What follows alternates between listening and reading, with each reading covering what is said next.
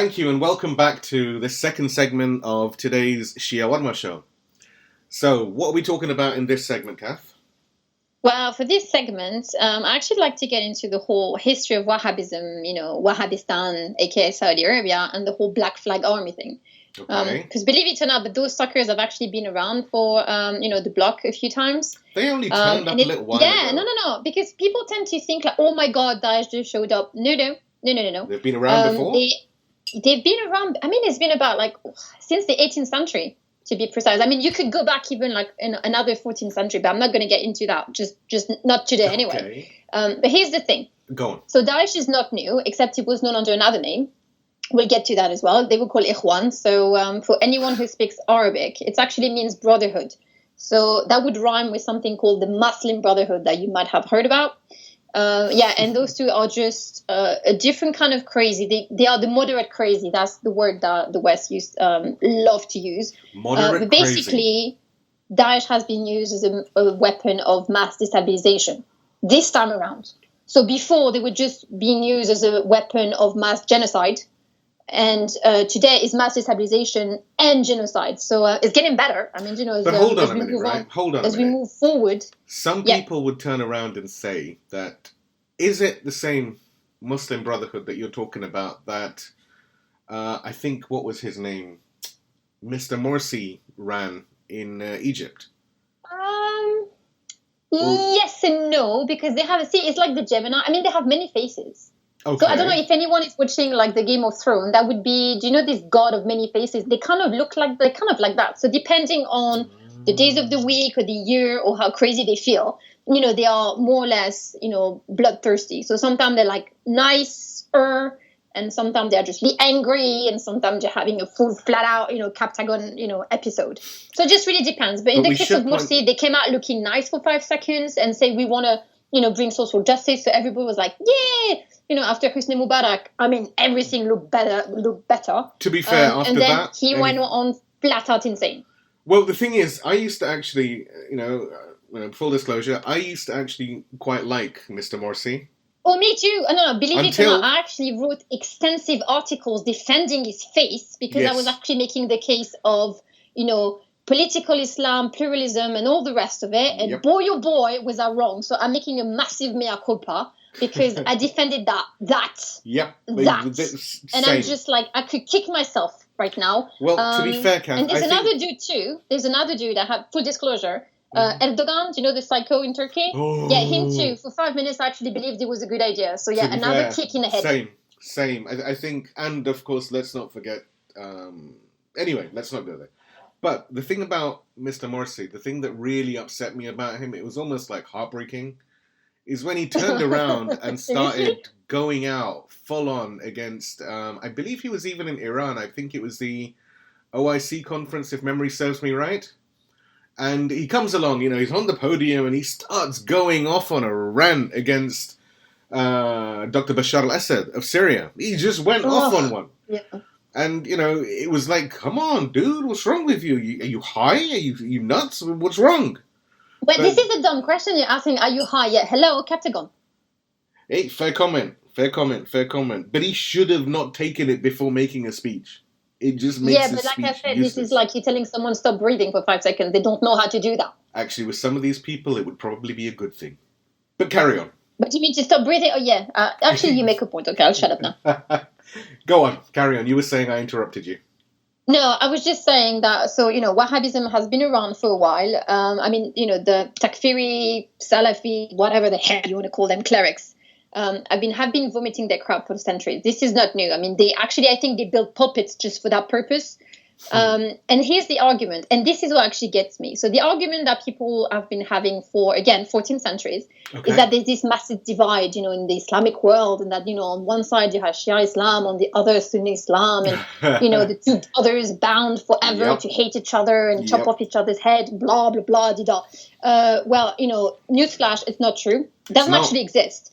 So I'm going to play semantic for just 2 seconds. Go on. And ask you this question. And it might sound a dumb question for most people because you're like, oh, duh, we know what it is. But actually, you don't. Go on. So what is Sunni and what is Shia Islam, actually? Because here's the thing. Okay. I don't think that anyone, because the argument is about legitimacy, essentially. So we're not talking about religiosity. We're not talking about different festivals. We're just talking about legitimacy. Okay. And I will seriously challenge anyone to argue with me right now that Prophet Muhammad's injunction in Ghadeer, because it's a historical fact, so it's not open for debate. It happened. The things that he said. It was recorded, done in history. There were too many people present there to just say, for someone to turn around and say, oh, it wasn't there. Because I know they tried. I know they're arguing even that hadith doesn't exist. It might be in a different dimension. I read that. Someone was smart enough to say, it made no sense for the Prophet to stop there, and yet he did. So get over it. Well, you see, the thing that I find quite strange in some of the arguments about this is, what we're talking about is where the Prophet turned around, stopped everyone, and said, guys, whoever I'm the master of, Ali is the master. Right? This is one of the events. No, it's one of the events. Even about that, because he's the thing that people tend to forget. So of course, he named Imam Ali as his successor, but not just successor. I mean, the word that he used is actually covering everything from the religious to the social to the legal to the political to everything. So he was the leader with a capital L. Did you know that some people translate the word Mola to mean friend? Well, there you go. So can you imagine Imam Ali, right? Like Prophet Muhammad in the middle of the desert. He was everything. No. Think about it this way, right? Look at how void just the translation of friend is. You have Prophet Muhammad coming back from this Hajj. You've got people massed out in the desert, thousands of people, tens of thousands of people. Prophet says, okay, guys, stop. I want you to give me all the saddles and we'll make a pulpit, and then I need to tell you something. And he says a whole load of things. He talks about the completion of Quran, etc., because he had the revelation. And he said, let me cut you here. He said, if you do not tell them, this is important, if you do not tell them, it is as if you haven't told them anything. Exactly. So if you don't do this, what it means essentially is that if people don't accept that revelation, you might as well just, don't bother. Exactly. Yes. I mean, just go home, go back to being a pagan, and just worship a statue because you didn't get the message. Exactly. Like literally didn't get the message. But then Prophet stops people and says something of that magnitude, right? And then he turns around and holds Imam Ali's hand and says, guys, if I'm your friend, Ali's your friend. Really? It can't be. The word Mawla in that context cannot be just friend. It's too weak. Yeah, but I think that's the least of a problem. But here's the other thing, because I'm gonna let people disagree on hadith. They can disagree. That's fine. Yeah, disagree. But here's the other thing. Go on. What do you do with the hadith called the two weighty things? Because last time I checked, and again I might be wrong, it's in both Al-Bukhari and Al-Muslim. Last time I checked, those are actually Sunni scholars, right? Recognized Sunni scholars. Yes. So what do you do with it? Because the Prophet clearly said, and it has been recorded everywhere, and I mean like across the board. Yep. No contention. That you have to follow the Quran and AhlulBayt. Well, then you get some people getting very confused about what AhlulBayt is, but we're not going to go there right now. No, but that's what I'm saying. So basically, there is no such thing as Sunni and Shia, because if you look even, what is Sunnah? Sunnah means doing what the Prophet was doing, right? Absolutely, yes. So what is Sunni Islam, but the enactment of that hadith? I'm asking the question in all honesty. It should be. What is Sunni Islam if not the enactment of that hadith? And it's two things, again, Quran and AhlulBayt. Yes. So if we look at this, and I mean, it's okay if people want to disagree with the hadith, that's cool, but it's still in the book. It's there, exactly. It's there. In black and white. So my question is, there is no real divide. The only thing that there is that some people decided to follow Ghadeer. Yep. And some people choose not to, but it's a free country. That's the thing about Islam. In religion, there shall be no compulsion. So if you want to follow, for the love of God. Just follow whoever you want to follow. All but right. don't deny what was said. How about this, right? How about we do this? People should not look at Islam as like a buffet. All right? As like a buffet. As like a, on a buffet table. It's not just randomly pick and choose day. That's not what it's about. Yeah, there's no menu, right? And you're like, nah. Exactly. Yes. You either follow or you don't. But the problem lies, whichever way you go, whether you follow or you don't, the problem is with you, as in with us, as opposed to with Islam. Islam is Islam is Islam. It's there, right? It's how you choose to follow it. No, and the thing is, people are behaving with Islam as if they own it. I got newsflash for you guys. It's not ours. Exactly. I mean, we can't project our own issues and wants and needs and present them somehow as Islam. And agendas. Because the whole mess, the whole divide is actually just about stupid political agendas. Exactly.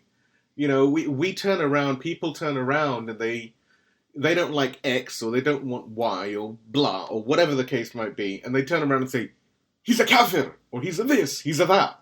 Right? What we need to understand is just because someone says it so doesn't make it so. Islam is the thing that defines what it is. Islam is very well defined, very clearly defined. And that's what we need to understand. We need to go to the people who know what Islam is, go back to the original sources, and that will tell us. We need to understand, so to speak, our position within the entire food chain. We cannot allow ourselves or others to project their own random issues into Islam and thereby just mess with Islam and say, oh, this person's different, so they're following blah, and they're apostates, which is something, interestingly, the Wahhabis are masters at doing. But this is the entire creed that they follow. Is like living in exclusion of everybody and everything, all the time. Exactly. And I want to come in over here with a really important point, because I know the Wahhabis who are listening here, hey guys, they're going to be turning around. We don't like you. Yeah, we love you. No, we don't. Well, yeah. Anyway, no. They're going to take you literally. No, we don't. Okay, yeah, that's a good point. I don't love you. You're just confused. But anyway, I want to make a very, very important point over here. Wahhabism is going to try and tell our brothers of the Sunnah that, these people, they're the Shia, they're the Kafir, they're doing this, they're doing that. I just want to make... And they'll tell the Sunni brothers that we are somehow against them. No, we're not. We need to make that very clear. Sunni Islam, there is naught wrong with it. Absolutely nothing, right? Nothing at all. 100% agree with you. I mean, people are free to decide what they want to believe. Totally. The problem is that if Sunni Islam has been hijacked and perverted by the scum of the earth... it has been. That's the problem. It has been. Absolutely. And let's not forget, it's not just Sunni Islam that's had this problem. There are elements of so-called Shia which have also been corrupted by the Wahhabis. We know this, you and me both, from bitter experience. Oh yeah, because this is what they do. They actually... Because here's the thing. I remember Imam Ali saying that actually Islam is the religion of the middle. Yes. Meaning... You need to get over yourself for 5 seconds and realize that it's about balance. It's about allowing people to have that space where they can just decide for themselves. But at the same time, you need to make sure that you're not becoming a radical or an exclusionist. It's a balancing act. It's difficult. You need wisdom, which is why you need guidance, by the way. Which is why, I just want to say one important thing before we move away from this. But what you're saying is absolutely right. It leads into what I'm saying. I think it was last year, if memory serves me. Yeah, last year, the Grand Mufti of Al-Azhar. Yes, that place in Egypt. The School of Learning in Egypt. I'm having a sort of speaking moment. It's like a Captagon lesson. What have you been doing? What have you been doing this weekend? I'm asking. It's called research. But anyway. On Wahhabism, I see. So no, look, it was only around last year, I think, the Mufti of Azhar turned around and publicly rejected this corruption known as Wahhabism and Takfiriism. Yeah, actually, in Saudi Arabia, Wahhabistan. People need to learn to call it Wahhabistan. They actually had a meltdown over this one, and as you would say, they actually had babies, many little babies. Good. This is good for them. Hopefully, the babies will turn around and finish and bite them. Yes. I mean, Wahhabism... Can you imagine, mental image, little cannibals, babies just biting off, the little galabias and going But you know what? It's important for people to understand. Wahhabism is not actually a school of thought. It is a perversion of Islam of the highest order. The same way that Zionism is not a school of thought, it's a perversion of the Judaic law. The same way Wahhabism is a perversion of Islam. It's got nothing to do. These two are not the same. And we need to make this very clear. So that the Wahhabis have this tendency, a lot of people have talked about it, they desperately need, and when I say Wahhabis, I mean Wahhabis on all sides of the spectrum. They have this desire to create sedition, to create sectarianism, to create hatred between people. Because they don't have legs to stand on. Exactly. I mean, how can you even justify? Can you imagine yourself, you knock on some door and say, hey, would you like to be part of my gang? And the person goes, what do you believe in? We believe in killing people and bloodshed all the time. I mean, who's going to sign up for that? Serial killers, psychopaths. Well, exactly. That was a rhetorical question. Don't answer that. But you know what I mean.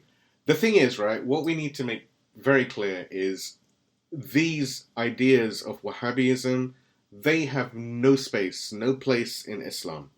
They need to be treated They don't have space anywhere. Forget No, Islam. they have no place in humanity. It's like the big black that we need to get rid of because they're black. Exactly. Now, on that point, I think what we now need to do is, this has gotten a little bit dark when we're talking about all of these dementors called Wahhabis. So, the Harry Potter reference. Oh, well, you know, what can I say? It's like, it's like Voldemort. He who shall not be named. Well, yeah, to be fair, the big sheikh, I don't know what his name is, or the thing. No, not him. That's just like, he's like the king of the orcs. I think the orcs would take great objection to that. Oh, maybe. But anyway, so can we go back to like the fun part of the segment now? Because I want to talk about another war criminal. Oh. So, ladies and gentlemen, Tony Blair has joined the circus, the Wahhabistan. You mean Tony B. Liar? Or the Tony Blair, as I call him now. But that's the one. So here's the thing. There was this little piece of literature. Okay. I would say it's even actually quite worthy of a white helmet Oscar. Ooh. I mean, if you ask me, that's just me. That was published in the Washington Post. So here's the thing. Okay. I actually happen to have a really good friend of mine that works for the Washington Post. She's an editor. Oh dear. So let me just say this one thing. I'm like, Susan, what the hell is wrong with you? And did you hit your head on the way out? Well, because girl, you are a smart woman. What the hell was that? So let's tell the people what this particular story is. So you had, Mr. Tony B. Liar speaking at the opening session of the American Israel Public Affairs Committee at their annual policy conference in D.C., in Washington, D.C. Oh, because they don't even, because the headquarters, right? Because they don't do it in Tel Aviv. No. Sorry, they're running policies in Washington. Exactly. Washington is occupied, It's like Zion Central. So over here, Mr. B. Liar called for in inverted commas, a tough line against the Islamic Republic of Iran. We have to say Iran. And you pronounced it like they do. You have to. There's a joke about this. There's something funny. When they say Iran? Yeah. So I turned around one time to an American friend of mine and I said, why do you guys say Iran? And he said, Iran and Iran and Iran and Iran. And I wanted to get far away because they were so scared. They're so sad. They just ran. Right? But anyway, they should. Coming back, run, right? Keep running. So, Tony Blair, or B. Liar, is calling for a tough line against the Islamic Republic of Iran. Yes, he does. And this is coming from Tony Blair, who is a hardened war criminal. I mean, I don't know. I mean, I could laugh, I could cry, I could probably fill an ocean about right now. No, he said, wait for it, he said, this is his quote. And I can't do his accent, sorry, but I'm just going to do it like an American because it's just as stupid. If you had a benign regime in Iran, all of the problems in the Middle East would be resolvable. Blair said on Sunday, we have to push back real hard, he said. Oh, wow. So, okay, I'm just going to ask just one question. Okay. Where are those weapons of mass destruction, Mr. Whatever, mister? Those weapons of mass destruction were actually weapons of mass distraction. Oh, can I say something else? Can I just say, bugger off, Mr. Blair? And I mean, bugger off and go fly your kite somewhere with the sun. Preferably don't shine, ever. Or better yet, just fly into the sun. A benign regime in Iran. What the hell is that supposed to mean? Well, as opposed to what? As opposed to the psychos in Saudi, Wahhabistan Arabia? Well, you see, this is where it gets very interesting. The words of the illustrious Mr. B. Liar, this war criminal who very democratic because he ignored the demands of his electorate and went to war Oh, in that was Iraq. the least of his problem. Forget democratic. The dude is insane. He literally sacrificed. He actually put an entire people, and you're talking millions of people, in the line of fire just because he had an aneurysm and wanted to follow George W. Bush in a little, war party, thinking he was the bloody Viking. Well, you see, the problem was Tony B. Lyon turned around and said that he needs to be, and I mean no offense to dogs, but he needs to be the lapdog of the United States. He had a thing. He was like a French poodle. I don't like French poodle, so I'm going to say he was the French poodle. Coming from someone who's French, possibly, I can deal with What do you mean possibly? I just reject whatever heritage you're trying to slap on my face right now. So anyway, right, this guy, Mr. Tony B. Lyon, right? He's considered the Middle East Quartet envoy, or wait for it, this is better.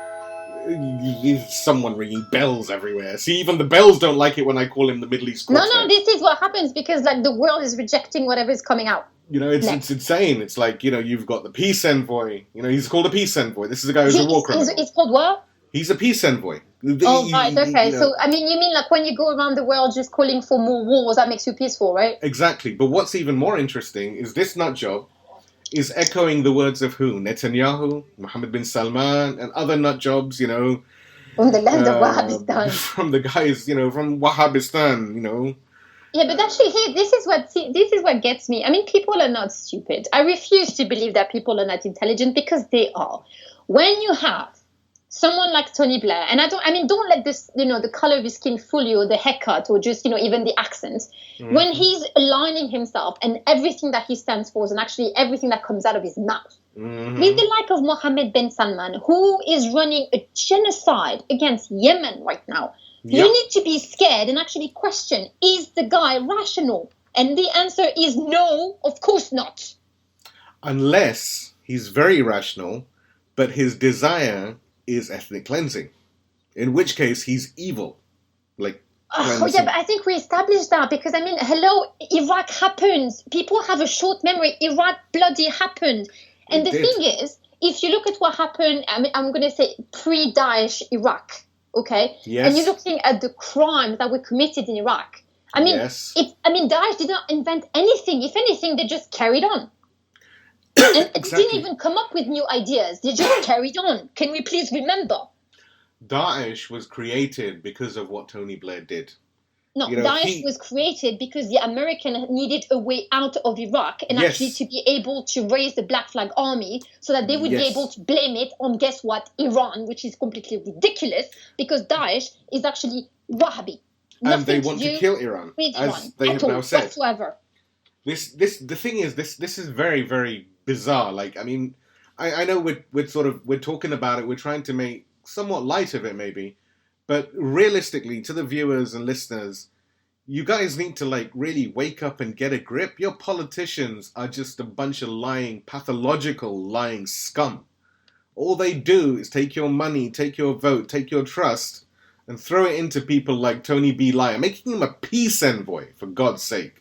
No, right? And the guy, what is it that he said? It's against extremism in favor of mutual respect across boundaries, race, faith, and culture. Is he on crack or something? Just hold on a second. If you go back to the first segment, where you have Daesh accusing Iran of being, tolerant. Yep. Now you have Blair, who's accusing Iran of being intolerant. Which one is it? Pick one. For the love of God, just pick a line, stick to it, and try to make sense out of it all. Because you can't. They can't. This is the problem. You it's can't all over the argue place. someone to be together black and white together because that would make them grey. Yes. And then they would be the grey.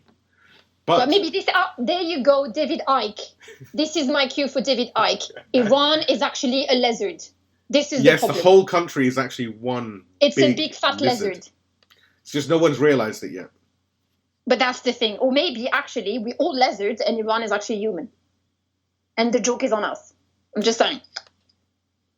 You've got me thinking now. I'm confused. No, don't do that. That actually gonna hurt you.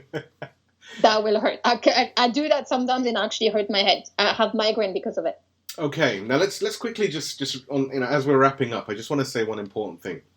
We've got this clown Tony Blair saying this, right?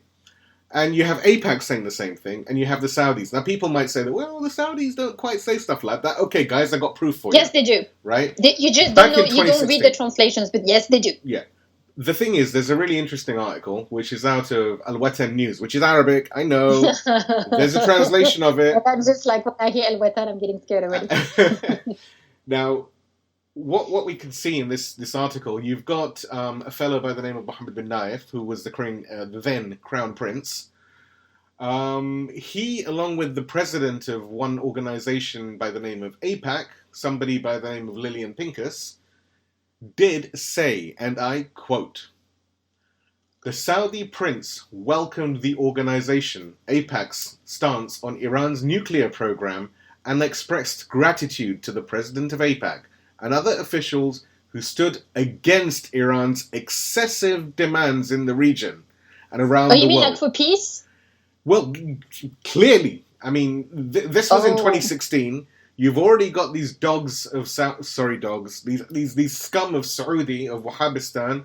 They're already bombing Yemen.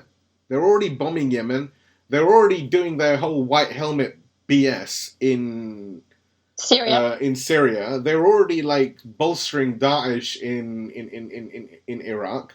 They've been trying to use groups like Jundullah to do all sorts of damage in Iran. They've already had a meeting with the scum of the earth known as the MEK, or the, as we call them, the Munafiqeen Khalq organization. And yes, I said Munafiqeen because these are hypocrites of the highest order. They've already been with them. They've sat down, and Saudis, the Wahhabis, have turned around and said, "We give support to Maryam Rajavi," who is like, believe me, Maryam Rajavi. See, there's people that just like, just bleep it. Just don't say the names. No, I can't. I mean, seriously, I can't stand that woman. But okay, so hang on. So I actually think someone should do the world a service. And what? Maryam Rajavi and the Sheikh of Saudi, just put them together. They will themselves, on their own, destroy the gene pool. Oh, that's the gene pool will destroy itself. Cool, man. That's really cool. The gene pool will destroy itself. So you had a little bitsy prince of like Wahhabistan. He's actually in agreement with the big bad wolf Zayo. Yeah. I'm shocked. You know, oh my God. I know. So was it like a convention for retarded sociopaths high on capsicum? I'm just asking because it's just like, you put Zayo, Wahhabos in just one room, and then things start to happen. Bad things start to happen. Well, this is the thing. Question. It's an important one. Was the light on or off? Because I need to know. We have reports that the light was off. Yeah, but we've also heard. Because I'm sure Captagon was flowing from the windows. I think it was being injected intravenously. I think it actually, yes. Maybe that's the problem. Maybe they had Captagon with a little bit of Viagra mixed in. Oh God! Just because. Because otherwise it's not fun, is it? And on that ray of sunshine and lovely optimism, ladies and gentlemen, we're going to have to call it a day. This episode has gone a little bit longer than we wanted, but it's fine. You can tolerate it. You're on your drive to work. You're just listening to these two guys, she and he. So all is good in the world. Thank you very much for tuning in. And please don't forget to subscribe. It's that button down there. And we'll see you in the next one. Have a lovely week. Bye.